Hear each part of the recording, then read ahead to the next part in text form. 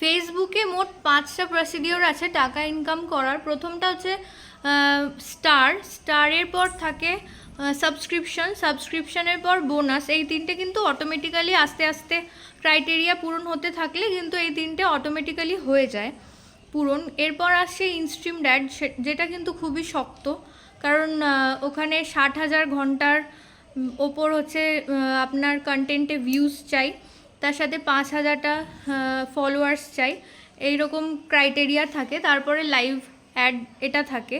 তো এই 5টা প্রসিডিওরে কিন্তু ইনকাম করা যায়। তার সাথে হচ্ছে রিলস ভিডিওতেও কিন্তু ইনকাম করা যায়। তো ইনকাম করতে গেলে বা রিলস থেকে যদি ইনকাম করতে চান, এই একটা বিষয় মাথায় রাখতে হবে, একটা না দুটো।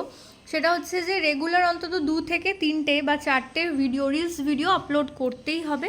তার সাথে সেটা হচ্ছে যেন নিজের অরিজিনাল কন্টেন্ট হয়, কারোর থেকে চুরি করা কন্টেন্ট বা এই ধরনের কন্টেন্ট কিন্তু খুব বেশি ভাইরাল হয় না। তো দেখতে হবে কোন টপিকটা মানুষ নেবে বেশি, সেই বিষয়ের ওপর কিন্তু বেশি বেশি করে ভিডিও বানাতে হবে।